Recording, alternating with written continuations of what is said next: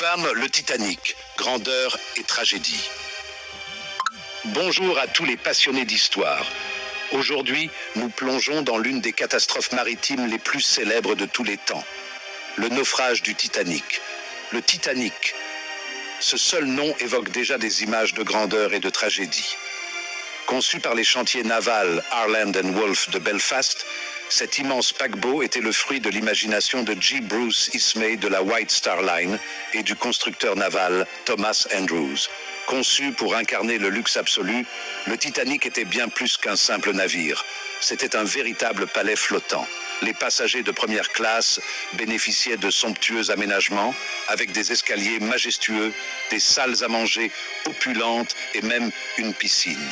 Une véritable merveille de son époque, vantée comme insubmersible.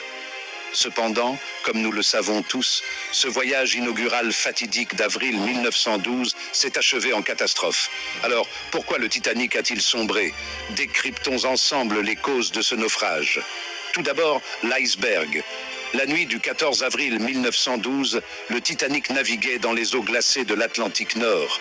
Malgré de multiples avertissements concernant la présence d'iceberg, le navire filait à une vitesse élevée d'environ 22 nœuds. Vers 23h40, les vigies Frederick Fleet et Reginald Lee repèrent un iceberg droit devant. Ils sonnent l'alarme, mais il est trop tard. Le Titanic heurte l'iceberg sur son flanc tribord, provoquant une série de perforations sous la ligne de flottaison. La conception même du navire a joué un rôle crucial dans son naufrage. Le Titanic disposait de 16 compartiments étanches, mais l'impact de l'iceberg en a percé 5. Le navire était conçu pour rester à flot avec jusqu'à 4 compartiments inondés, mais 5, c'était un de trop.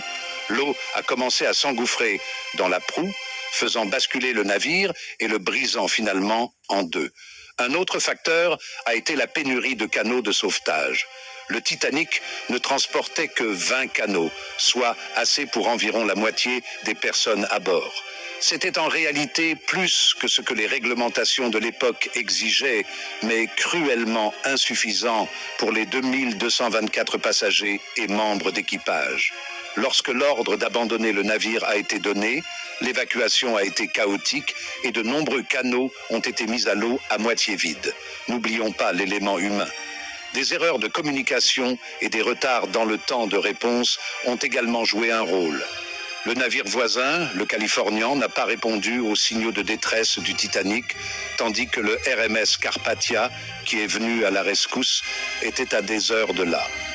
Au final, le naufrage tragique du Titanic a coûté la vie à plus de 1500 personnes, mais il a également conduit à des changements majeurs dans les réglementations de sécurité maritime, comme la création de la patrouille internationale des glaces et des exigences plus strictes en matière de canaux de sauvetage.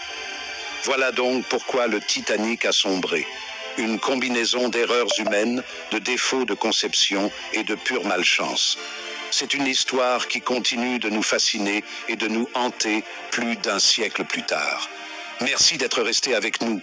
Si vous avez apprécié cette plongée dans l'histoire, n'oubliez pas d'aimer, de vous abonner et d'activer la cloche pour découvrir d'autres histoires fascinantes du passé.